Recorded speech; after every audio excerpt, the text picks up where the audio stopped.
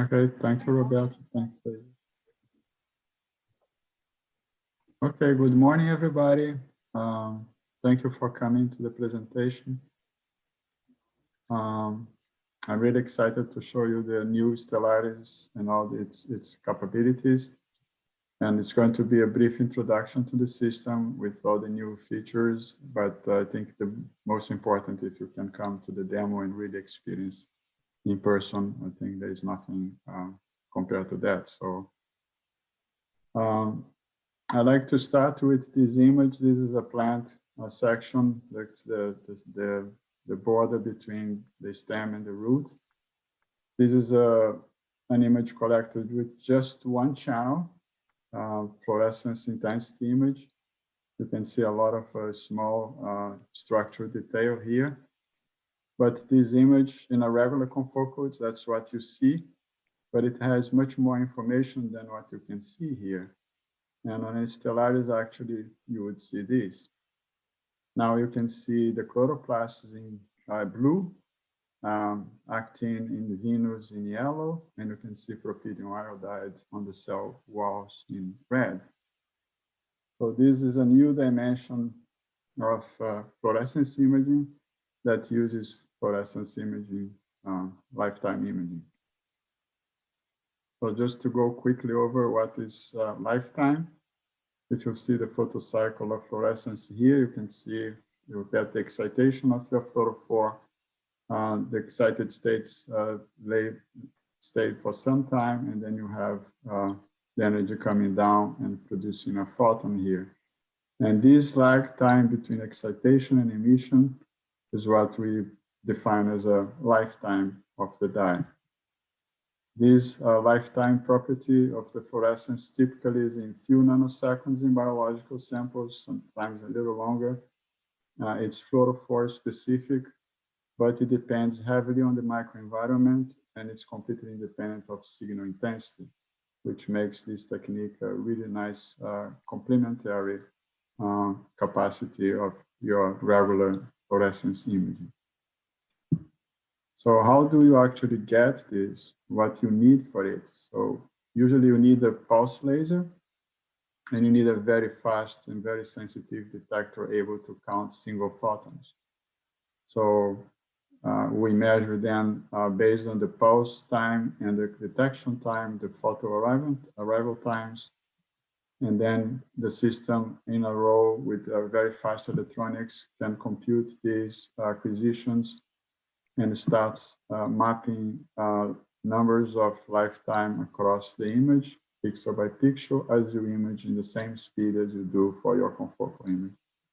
Then the software addresses based on the numbers of the lifetime or the arrival times, short arrival times in blue, green, and longer ones in yellow and red, producing a color map of lifetimes. So this allows us to create a set of tools we call in general TauSTED. And it's a toolbox based on fluorescence lifetime. It can help to access additional structural and metabolic states.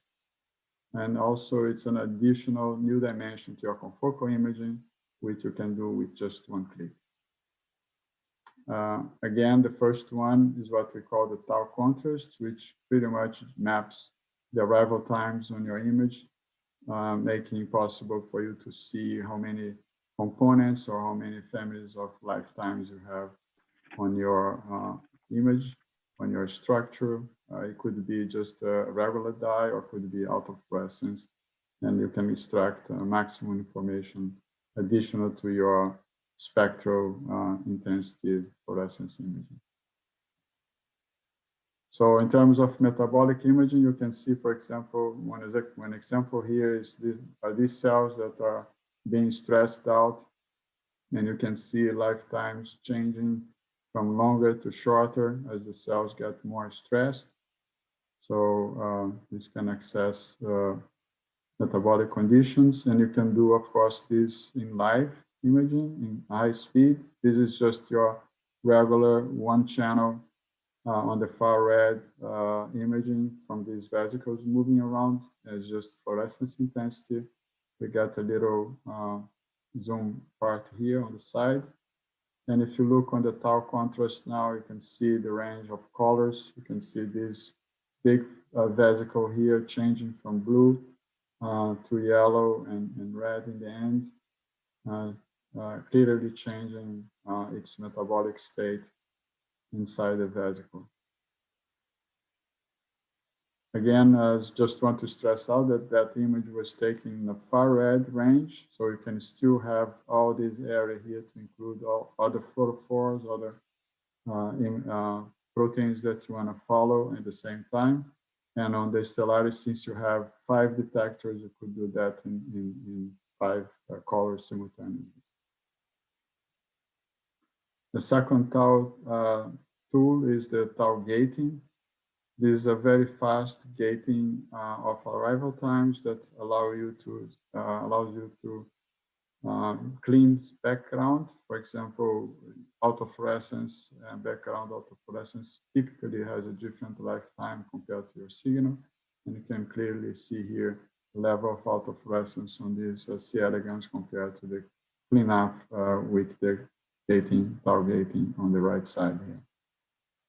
This was a GFP in green and M-cherry in red. Same example, a similar example here on the zebrafish. You have a lot of pigments on the zebrafish. What you get on a regular confocal, everything mixed here because they overlap spectrally. And you have the separation of the pigments and your GFP signal nicely done here. You can do remove autofluorescence on tissue sections fixed, which usually produce a lot of autofluorescence. You get your intensity fluorescence image here. And then you can see the separation between the autofluorescence and the GFP here. Just the colors are kind of messed up, but you can see clearly the difference. The third tau sense tool is the tau separation. This is when you have different dyes which have the same spectral range. In this case here, in this sample, we have new green and mitotracker green on the yellow part here. On the white color here, you have more red dyes, silicon, rhodamine, and nuc red. And if you would look, because they overlap in the spectra completely, both of all 2 groups of them, you can actually only see these 2 colors mixed up on the left side. And when you use the tau separation, because they have different lifetimes, you can completely separate all 4 colors, although every 2 of them overlap completely. Here you can see all of 4 of them separated. And this was just taken with 2 detectors and 2 laser excitation lamps. So what was, well, the Stellaris new improvements that allow us to do that and also improve in general the confocal imaging as well, because lifetime requires very sensitive detectors, special lasers and electronics. We are going to go a little bit over that now. As you may have seen over the years, if I've been working with fluorescence, when I started in the early 90s, we had like a full hand just of 5 or 6 colors. Nowadays, you have a myriad of different dyes that you can choose. So just as an example here on the far red, above 600, you have more than 20 different dyes. And if you need to have filters for all these, together with the shorter wavelength ones, you would have a huge filter wheel with several hundred filters on it. So this allowed us to let Leica to start playing with spectral detection since the 90s, starting with the prism-based, the first prism-based spectral detection here on the right, and then create on the early 2000s this tunable AOBS beam splitter that allow you to electronically splits the incoming light to outcome light from the sample. And finally, the white laser, which is a tunable laser in every nanometer, completely tunable. And we are going to check each of these parts now. In terms of the pulsed laser, we have two possibilities now. The Solaris 5, we have a pulsed laser, white laser we call, that goes from 480 nanometers to 685 nanometers. And on the Solaris 8, a longer range that goes from 440 all the way to 790. With this extended excitation possibilities, open up the door for many other dyes on the far right here. We can still offer confocal systems on the Solaris 5 with traditional laser lines if you want, but the pulse lasers are the white lasers down here. And those are the ones you need for the lifetime imaging. Our new detectors were developed because they need to be more sensitive. They need to be photo counting and very fast photo counting. And also they are like 2 to 3 times more sensitive. And they are much better than the old EMTs, and very low, very high signal to noise level, and very important for lifetime imaging. As an example here, we can see this image comparing a PMT image and the same image in a high-D detector, hybrid detector we call. And this is an image in 5 colors. You can see that the benefit of the higher sensitivities in any of the 5 colors shown here. We also have, these detectors have extended range of detection up to 850. On a conventional confocal, you would go maximum to your Alexa 647, for example, with the extended range, not only on the detection, but on the excitation part, you can include 2 other channels above your Alexa 647, for example. In this case here, we have the Alexa Fluor 750 and the 790, in addition to all the other colors that you can do on the red, green, and blue range. And this is an example of a 6-color image taken with these detectors. So there are no more filters, everything is tunable. You can tune your detection and your excitation anywhere you want. So in terms of upgrades, we can actually add different models to the Stellaris 8. For example, we can have a model called Falcon, Fast Lifetime Contrast, which is similar to the Tau contrast, but is more sensitive, faster, and allow you a deeper film analysis of your sample. If you really need more precise numbers, it's possible with this model, as well as using it for acquisition of film, fret by film. In this case, just an example, again, a Tau contrast of this rabbit tongue autofluorescence. You can see a huge amount of details from that black and white image that was your confocal autofluorescence image, for example. On the case of getting information from fret occurring on your sample and how much fret is happening, it's pretty straightforward with lifetime. You have the donor lifetime is getting short if fret is happening, and you can clear, separate structures and cells that where fret is occurring or not. Very easy, very fast. On the side of the software, we also create a completely different way to establish channels here. You can see the control panel where you have 5 colors, 5 channels, and 3 of them already set. And we have a full library of dyes here. And I'm going just to play a little fast clip. You're going to see how fast it is to actually what we call drag and drop. It's going to be 2 additional channels being dragged down from the far red. Just pulling the first one, dragging the second one. And then because of the spectral detector, in 5 channels, you can have all 5 colors being done almost simultaneous in a line-by-line sequential, very fast, very easy to control. In terms of large samples, we have our navigator module. This is an example of a full mouse embryo, for example, here. This is 722 tiles.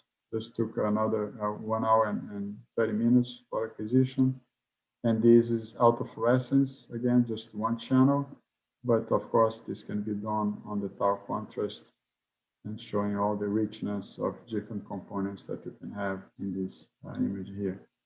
Just to show you the level of resolution that you can have on this tile scan. And on top of that, with the lifetime discrimination in different colors here.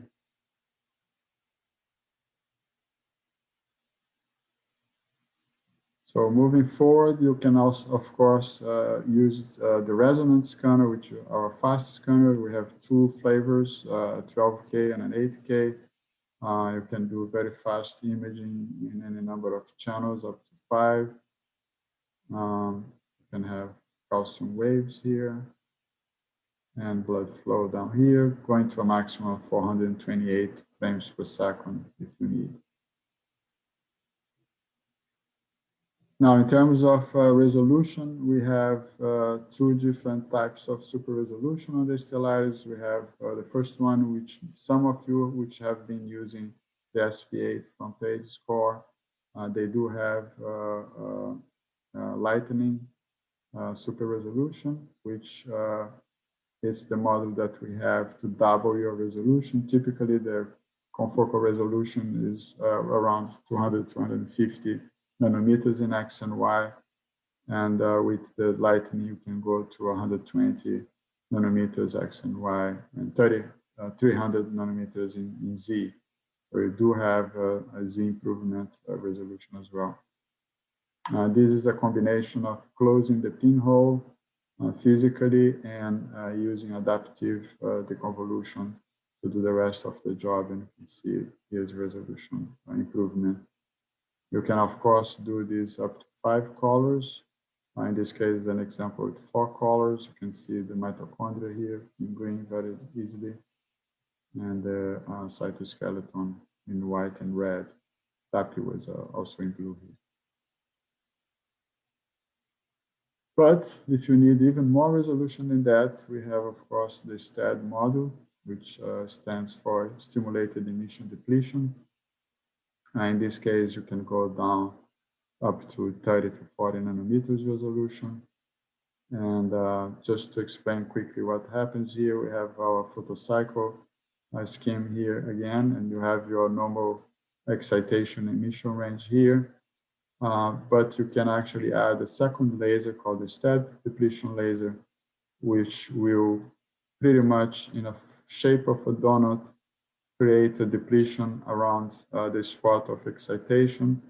And where you have the donut laser hitting, you actually force the emission of the dye to go to a longer wavelength state.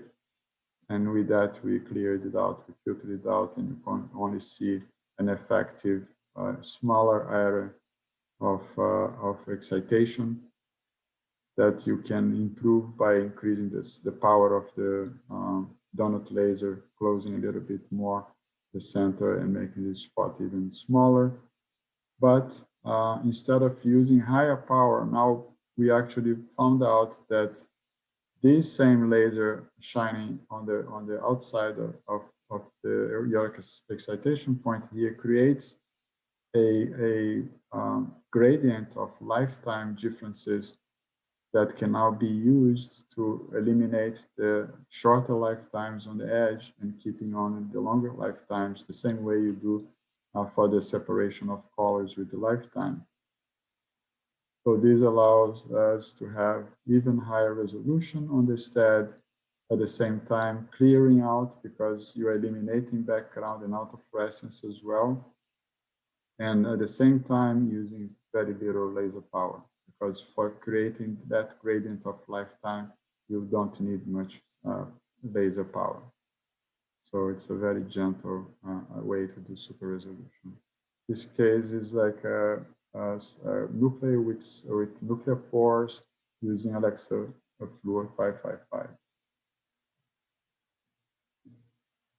Here is just a comparison between the resolution you can get on the conventional STED and the TauSTED.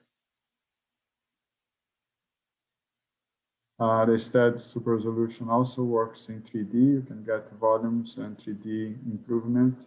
As you can see here, the example with confocal. This is a Z stack cutted. So you have a Z cutter on your cell. You can see that the top and the bottom part of the cell. You have confocal conventional STED, and then the TauSTED. You can see there is not only a major improvement, but much more clear, better signal to noise image here. Again, using Alexa Fluor 555.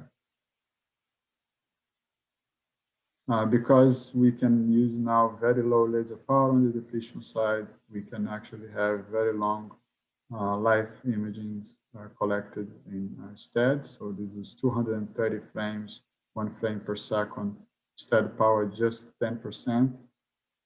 And this is with MNU green. An example here of a three-color TauSTED using in situ hybridization, fish in Drosophila embryos. You can see single, almost single molecules resolution here. As I said before, you can do volumes on the STED. So in this case, large volumes, actually large Z stacks. This is our color code for depth. In this case, using the far red dye. And you can see that you actually not only can do huge Z stacks, but they can be pretty deep on your tissue. This is 150 microns down, and the STED is the TauSTED is the only technique that can give you such a high resolution at down depth. Of course, for doing that, we need objectives that have to be very well corrected for avoiding aberrations, not only in depth, but in colors. So they are pretty flat in all the range that you want to acquire from green to far red. And having a correction color for the glycerol immersion and the water immersion allow you to compensate for depth aberrations and correct it very nicely. And these color corrections are done in a motorized way very easily. At the same time, you can not only have higher resolution with the STED, but you can actually use, again, the lifetime to separate channels that would be otherwise overlapping completely. In this case, this example is Alexa 647 and Atto 647. Since they have different lifetimes, in this case here we have the confocal images and the overlap here, and you have the STED image where you can separate the two cytoskeleton signals. So that's very nice because it increases the number of channels that you can have in STED imaging. This case here is another nice, beautiful example of tubulin and vimentin using star 635 and Atto 647. And as I said, you can use a very nice full range of, these are not the only ones, just as an example, on the green range, on the red range and far red range, all the dyes that you can use for STED. Some of them can be done with the same depletion laser and facilitating colocalization. And we always suggest that you try to prepare your best for super resolution, try to get the best possible mounting of your samples using good dyes, good mounting media, which usually we suggest prolonged diamond, slow fade or Moyol with anti-fading, and cover glass of number 1.5 thickness. So everything is critical for super resolution. You can imagine that if nothing is perfect, you can't not get really nice images. And here is our team, like local team. So you have a lot of support. I myself and Roberto for technical support. We have 2 engineers that are also in the area. We have a specific expert in software. Like a very some time ago, acquired a company called Avia for image analysis. We have also representatives for wide field as well.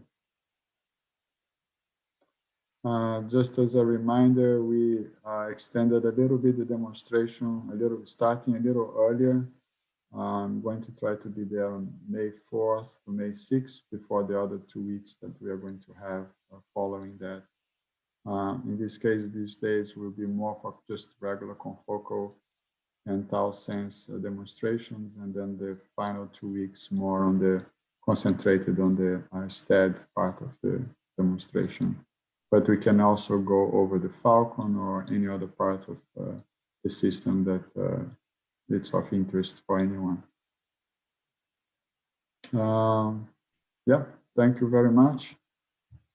I hope it was informative for you, and I'm looking forward to see you during the demo, because I think it's really the best way to see the system is just touching it and using it.